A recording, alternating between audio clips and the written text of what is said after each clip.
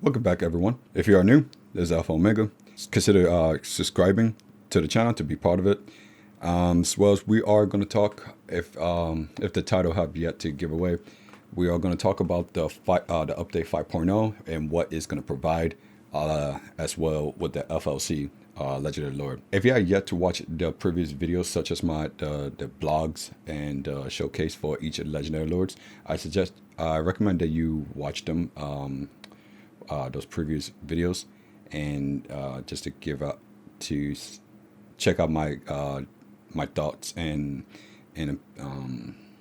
general thoughts on it, and what may lead down the road for future contents, DLC for Total War Warhammer 3.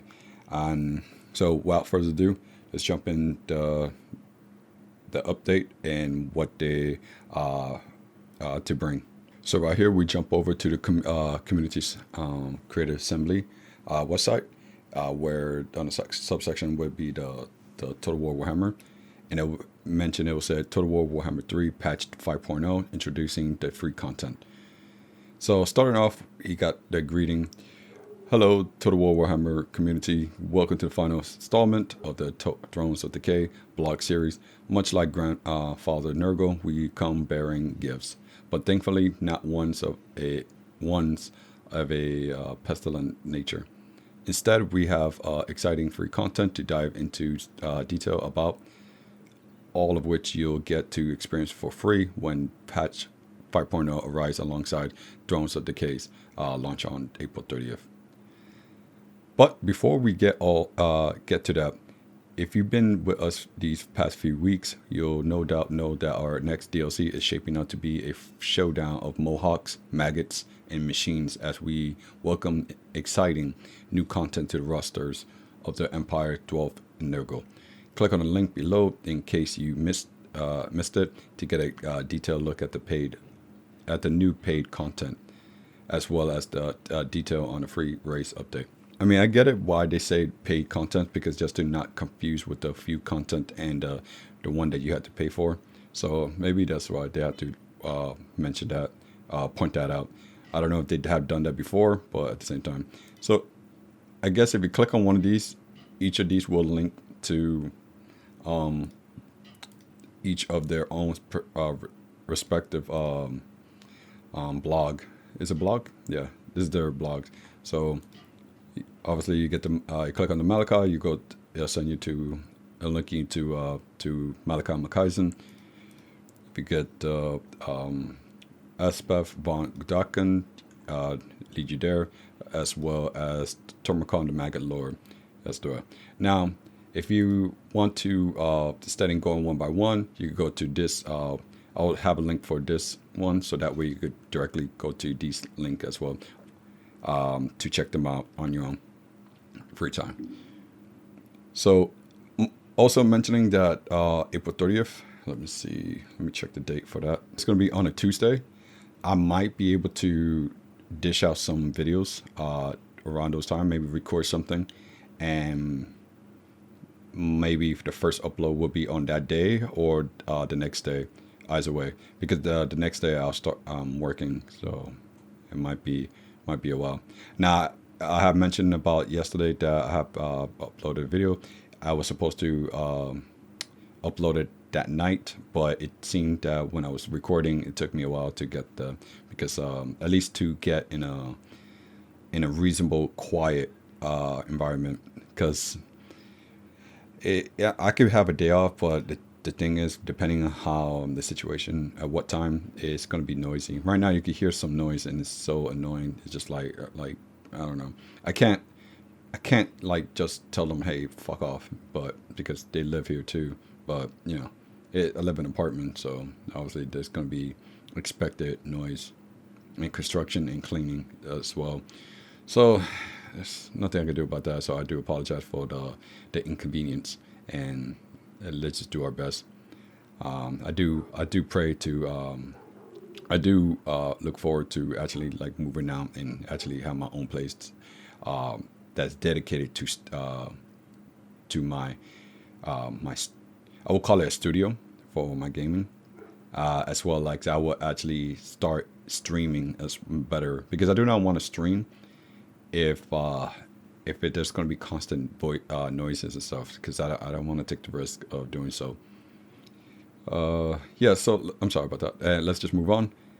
So I mentioned, I noticed that in Malachi Makaisen, if you have watched the video, the showcase from last video, what I just uploaded, I have mentioned that, yeah, it's all about like, he's all about boosting artilleries, and I guess a little bit about missile units, but it doesn't, you have yet to show any trait that boosts any missile units, just the war machines and artillery. However,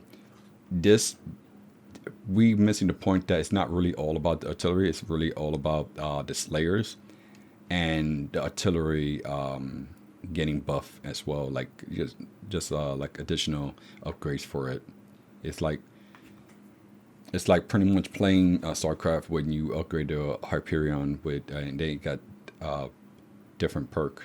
So I really like the landship idea. It's really cool. I like Elspeth Vardakan mechanics with the garden more, and her armory for her gunpowder units and her amethyst units, which that's so badass. And I really like the fact that Termacon have his like chieftain mechanic. So it's like it's not all about like doing whatever you would regularly do, but it's all about like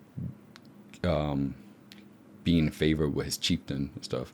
So I don't see what the drawback or anything that penalized for his chieftain, but same thing with Espeth. But I can see the penalty for that you could get penalized for Malachi because of the Age of Reckoning and stuff like that. But anyway, moving along, we'll get more into detail if I do remember. All right, strap into your Pelican and let's dive in. Free legendary lore, Epidemius, Nurgle's Tallyman. So this is the legendary lore that I have seen on the trailer that you have noticed when they were facing with Kaisk next to it, or how Sean would like to pronounce him, Kaisk, which may be the correct term, but I don't know if it is. I'm sorry, not the correct term, the correct pronunciation. And his pelican, you can see, you can tell it's unique. He has a scroll along with some Nurglings around. I don't remember if it's originally like this, like it's like 2-stack, but you can see there's 2-stack of it, but same old thing. But here's a little bit different with some trophies along here with some. I don't think that's Nurgle's sigil. That's more like Chaos sigil, I think. Yeah, these are like the Chaos sigil. And if I'm not mistaken, these are the undivided one. And we got some Plague Brewers. They look a little bit greener than usual, so it might be the Regiment Renown version. But I don't know. Let's just move on for that. Can I get a better look anyway? Lord Introduction. Epidemius is Nurgle's chosen Tallyman, one of the 7 proctors of pestilence, and a cataloger of all the Plague Lord's myriad disease. His path through the realms is an unpredictable one, for he goes wherever the spoor of pestilence leads him. He is busiest of all when Nurgle's power is strong, for the might of the Plague Lord is inextricably linked to the constantly shifting ebb and flow of disease. Campaigning armies with all the poor hygienes that entails offer a glut of work for the Tallyman, but also present rare opportunities for his more unusual studies. It is a rare privilege to observe immortals decline as their body and soul is ravaged by disease, but the experience is often far too quickly. Unfortunately, there are always more victims to study. So he thrived where the Nurgle corruption is at, and it's led by that wherever there's Nurgle corruption, he shall follow. Basically, what I see, that's what he's. I don't know. Maybe I'm reading it too much to it, so I'll just skip over it. Don't have any opinion about this, but just carry on. And we got some little sketch of him. I'm guessing this is Epidemius. See, he's like a cyclop. Got a blade here, a blade with an hourglass. Interesting. Some have some thorn on it. His blade is very interesting. I'm guessing it's like just like I think it's like regular other blades like a Nurgle's, but yes, got the Nurgle blade. There's an hourglass, yeah, and then we got the gourd. Where's the gourd located? I'm guessing the gourd is these. And let's see, iron. Okay. Okay, so these are the like the reference and stuff like that. And this is how his miniature looks. Well, they look both of them is different, so I'm guessing they're painted differently. But all right, campaign detail. As Nurgle's Tallyman, Epidemius must oversee his master's domination of the world through the spreading and cataloging of plagues. As these plagues spread far and wide between non-Nurgle victims, they contribute to his tally of pestilence, greatly increasing his power. So I'm guessing the more he spread plagues, the more power he gains in a way. The tally of pestilence system counts the number of non-Nurgle armies and settlements currently infected by Epidemius plagues. The greater the number of infected targets, the greater the gifts Epidemius has access to. Okay, exactly one point. Including campaign bonuses and unique abilities. However, the tally of pestilence can both increase and decreases. Can both increase and decrease as plagues heighten and wane. So you'll want to ensure some degree of momentum. Within the Immortal Empires campaign, Epidemius ventures forth from the forest of Decay.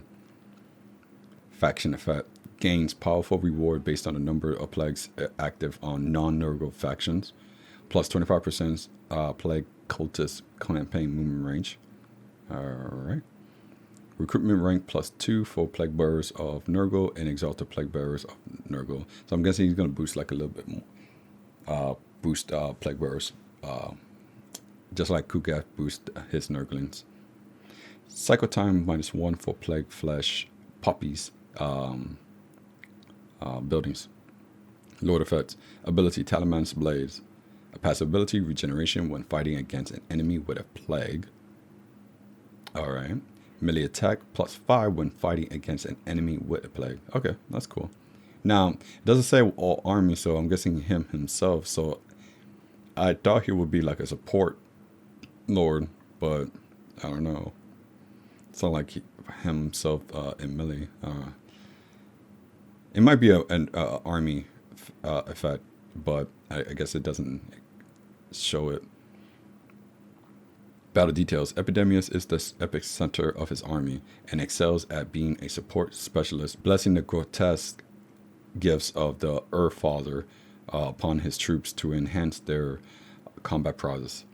Should he wish to examine potential experimental candidates up close, his Nurgle hoisted palanquin would transport him into battle, while his disease-imbued rusty sword will rip the enemy ranks limb from limb. So I'm guessing he's decent in melee. Because I never trust a Pelican under, any Herald of Nurgle under Pelican. Like, I guess they weren't effective in my opinion. Or maybe I just didn't pay attention as much. But if that's the case, then this might be interesting how he works out. So I'm guessing he won't have a mount for Rotfly. New ability, Tally of Pestilence. Intensity-based passive ability that improves as friendlies continue to kill. Increases melee attack, increases weapon strength. So I'm guessing it's one of those passive ability that nearby enemies can gain from. Passive ability improve as allies continue to. Okay. No. Oh wait, that's another question. Wait, is it for itself or all within range? That's another question. Epidemic outburst. Active explosion that damages and knocks back enemies, increases his mass and increases his acceleration. Okay. It must be like a force seek when you're trying to either chase after an enemy or get it out of a sticky situation. Definitely out of a sticky situation when you're surrounded. The Tallyman's blade summons exalted peg bearers that degrade over time. Upgraded version summons exalted bearers that do not degrade. Oh, nice. Okay, that's good. So if you upgrade that version, it actually... Oh, it's a Tallyman blade. So that's an active ability from his sword. All right, that's cool. So that's what it is. All right. And then we have... Oh, I'm sorry. We missed over. Sand of Sickness. Chain augment that can spread buff to allies and debuff foe. Improved melee damage reflection. That's nice. Improved vigor per second. Okay. Reduce enemy melee defense. And reduce enemy speed. Okay. I like that. That's really cool. So the question is, when they change augment and spread, the question is, does it have a limit? And if so, the limits only apply to generally either allies and or foe, or is it there's a limit of 3 for allies and a limit of 3 for foes? Or is it like in total of 6, regardless if it's foe or allies? It's a question to be asked. Also, another thing, I think I may have said it in a way that it sounds confusing. So, what I mean, like, if your limit is 5, right? Because let's say if there's a limit and the limit is 5, is it 5 in total, regardless of the allies or foe, or is it 5 each, like up to 5 allies and then at up to 5 foes? That's what I'm asking. New campaign only battle abilities. The Earth Fathers. The Earth Fathers? Is it Earth Fathers or Your Fathers? I'm going to call it Earth Fathers for some reason, because that's the first thing that came out of my mouth. The Earth Fathers Blessing. Passive ability that activates when enemy hit points are low, causing damage to the enemy. Summon 1 unit of Nurgles when nearby units die. Actually, I like that. What is this? A campaign only battle ability? Wait, did they rework the... No, I'm thinking about something else. What the hell is this? Okay, maybe... I don't know if it's something new, but this is very interesting. This is really good. Especially like, you know... Right, yeah, let's just move on. The Earthfall's a gift. Passive ability that activates when hit points are low, causing damage to the enemy. Summons 1 unit of spawn Nurgle when nearby enemies die. This is something that you'll see on the banner. No, or was it a banner or a hex? Yeah, a banner and a hex that has this. Have something similar like this effect. So I'm guessing these are blessings that you could place upon an enemy, causing the enemy, yeah. Or you place it on your... No, damn, it's very interesting how this is going to work. How does it work? Like, I know how it works, but like how to activate it. Is it in your army or on you place it on their army? The Your Falls a boon. Passive ability that activates when hit points are low. Doesn't say enemy, say hit points are low, causing damage to...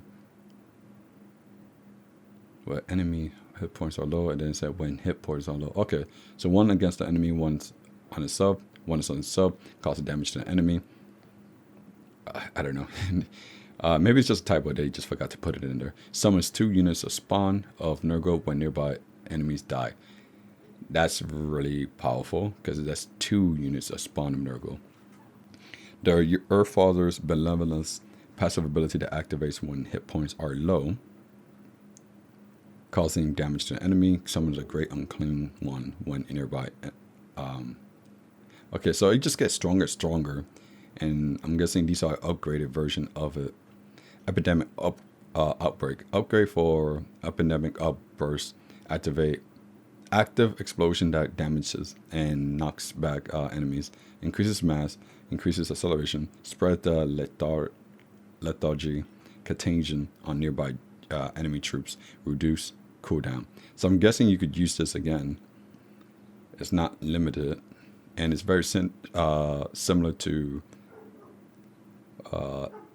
Epidemic Outburst. But this one, I'm guessing this is the upgrade version of it. All right. How to unlock. Epidemius can be unlocked by linking your CA account to your playing platform of choice. More details on how to do this can be found here. My account's already activated CA. I guess it's a pain for those who don't like setting up their account, but you're getting it for free. I know it's at the cost of your information being potentially exposed on a certain website, but it's like, I'm not saying it's a fair trade, but it's up to you to decide if that's a value. Is that the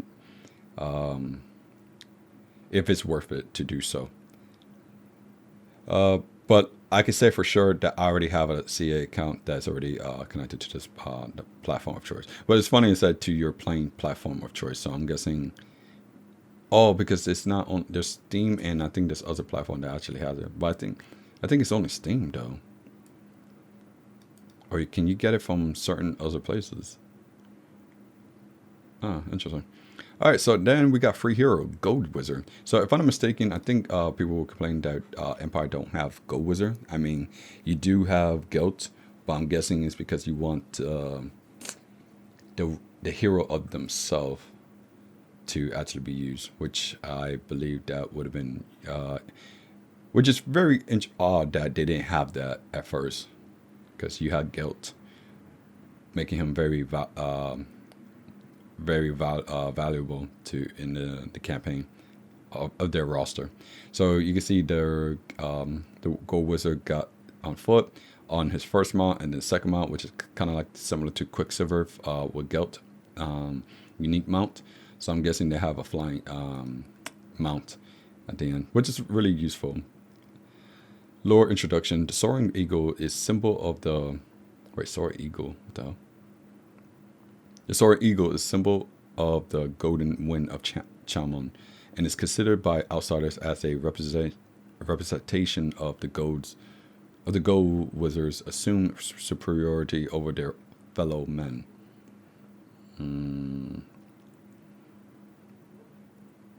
So you're saying like Gold Wizards just think they're the shit?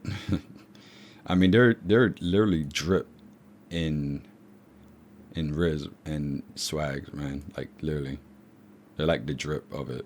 They're wearing drips, too. Look at that. I bet this shit's made out of gold.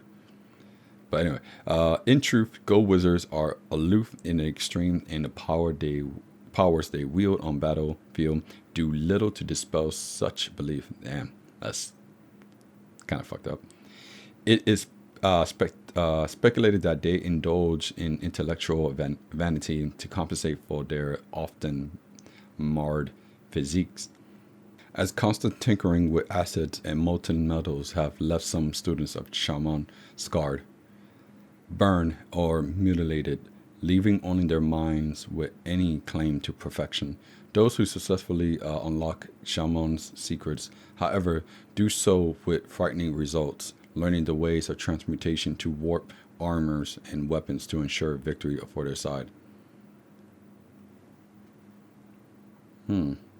So I'm guessing these are...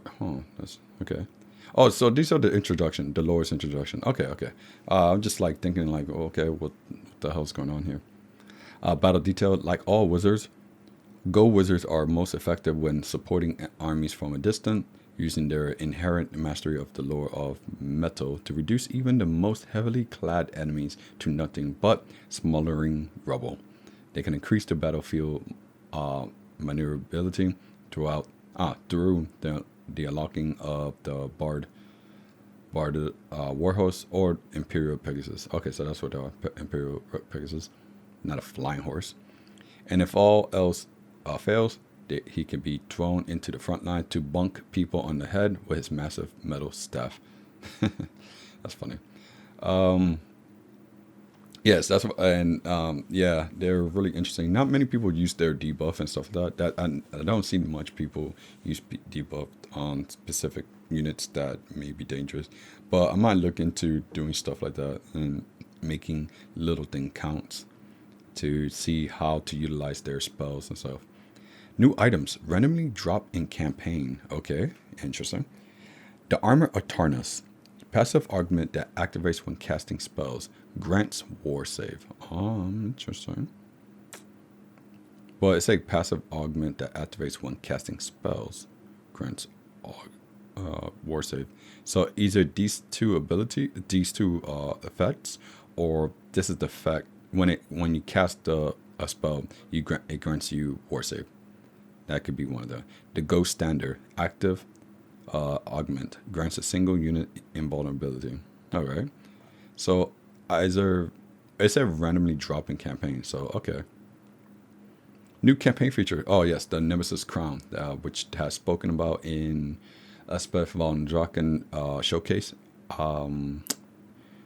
video that I have done, and well, we have done a little bit. This one's going to be more in detail, I guess. So, if you don't know what the Nemesis Crown is, very similar like Sword of King and legendary artifact that you may want to get. So it shows here a fledgling crown. I'm guessing this is the level 1.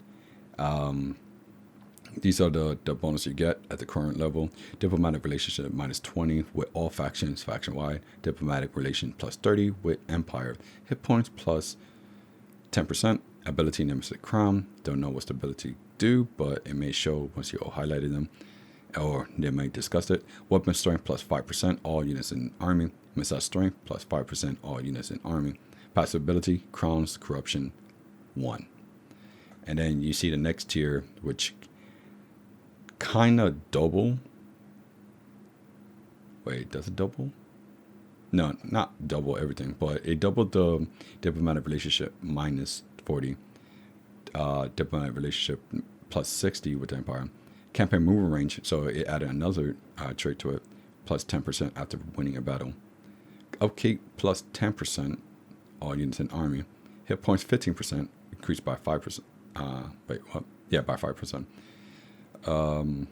Ability Nemesis Crown, and then weapon strength increased by another additional 5%, and so on. I'm guessing missile strength will be increased by an additional 5%, and I'm pretty sure the net passive ability will be called Crown's Corruption 2.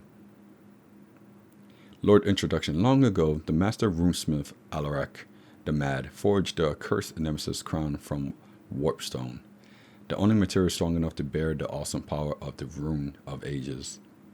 Horrified by the evil he had evidently created, he hid the crown away in a futile hope it will remain undiscovered. Yet its whispers still emanate across the world as it yearns to be found. Gameplay details. If you're interested in all-powerful arcane items that grant unmatched power at the small cost of some debilitating effects such as worldwide diplomatic penalties, keep reading the forbidden text below on how to attain it. The Nemesis Crown is a powerful artifact that can be discovered by any faction and increased in level to grant their leader and forces great strength, but at a cost.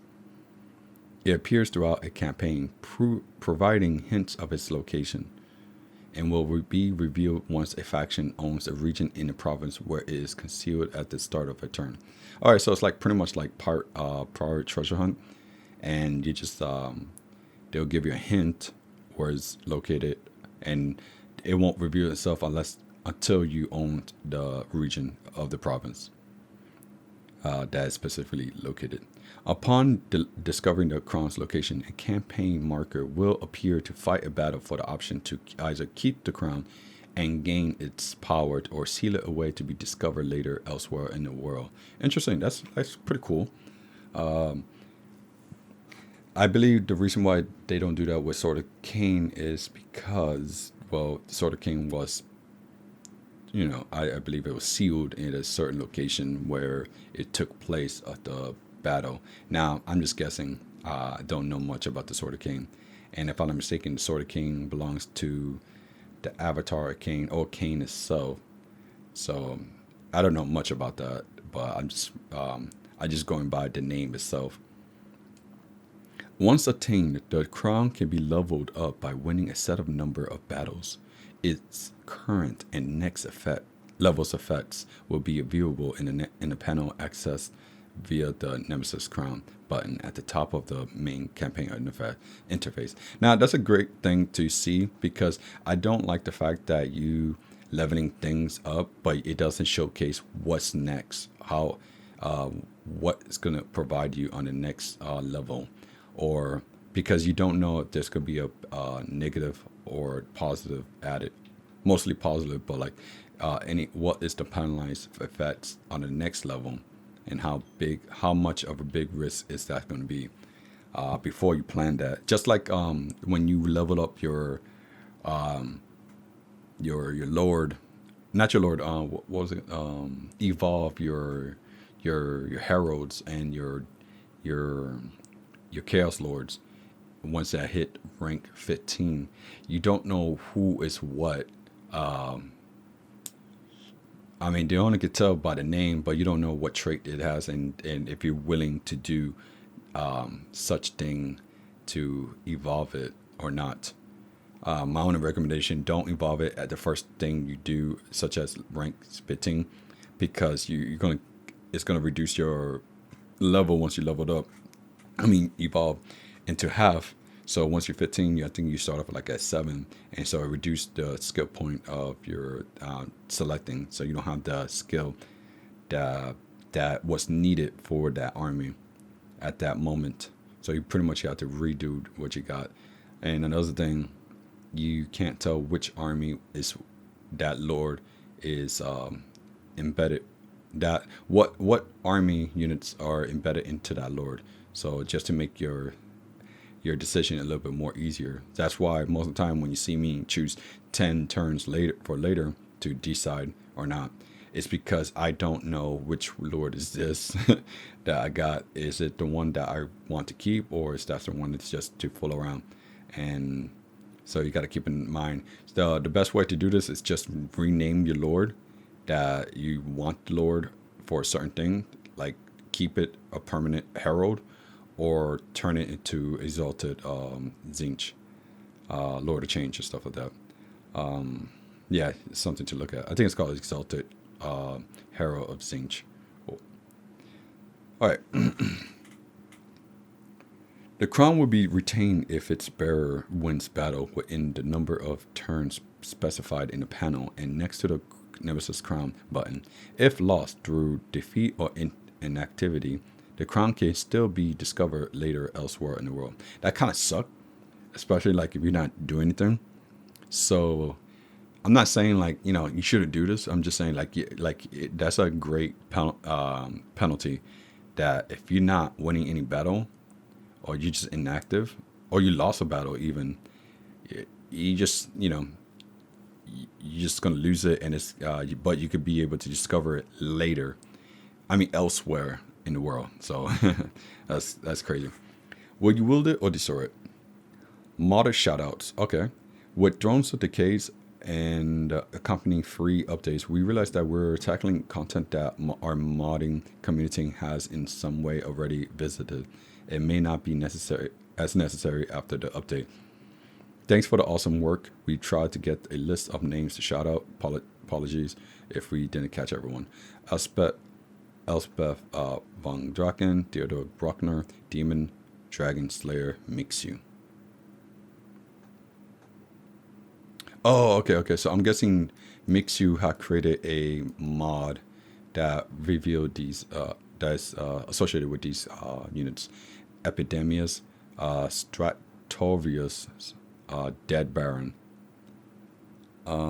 Guessing these are their name. Okay, these are their name. Okay. But they have introduced Epidemius way before CA.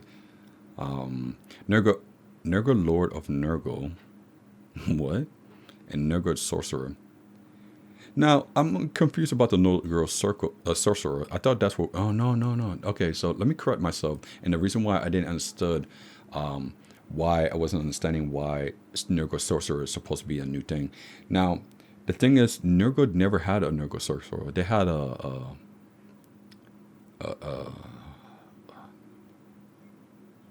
champion of sort. So they didn't really rely on casting spell. Yeah, it was a melee unit, I believe. That's what it was. And this one's like going to be like similar to the Zinc Sorcerer. So yeah, I think that's why I didn't understood at first. Same thing with the Nurgle Lord of the Lord of Nurgle and stuff like that. So Empire Engineers, Chaos Empire Engineers. Oh, okay, okay. Yeah, we did went over that one. And these are the shout out to Chaos Robbie, Zombie, Flander, Katef. Now, those who would just want to look at the shout out to, you can look it up in yourself down in the link down below. You just go over it. I'll just go over who had been mentioned due to what. Gallagrim, Iron Fist, Malachi, Makaisen, Landship, Steam Tank, Volley Gun, which thank you, Chaos Robbie. But at the same time, I guess either CA was going to go with it or they just got inspired to do it because someone had done it and it kind of worked out. Nodes, Ironsides, Hawkland, Long Rifles, Thunderbarge, and Plague Ogres, Trolls, Pestigores, Slayer Pirates, Thunderers, Grudge Rakers, Doomseekers, Knights of the Black Rose, Gotrek and Felix, Empire Mechanics. Empire Mechanics. The fuck is that? Oh, the mechanic for either they're talking about the engineer version of the hero or the mechanics of it, like they changed the mechanic of it. Go Wizard, Nemesis Crown, Underway. So I'm guessing this is the one for the dwarf minor armor ability. So either CA came up with the idea to actually implement it. I feel like they were inspired by these that may work or seem to work well with the faction itself and the Lord itself and the mechanic itself. That they were inspired to implement it into the game. So regardless how they work, they're exactly like the way they did or not. Because if that's the case, I would, in my opinion, as a company, like let's say got a Grim Iron Fist, it's like if they work so well, obviously I can't use exactly what they had come up with, but I would like them in my team to work with, be like, hey, this is how we're gonna do it, and what like just invite them in for what how you were how the company was inspired by their units, and see how that go. Maybe they'll have a different opinion or how to see how it should work or can work and stuff like that. You know, I don't know. You never know until you have someone else a perspective on thing. That's the truth for sure.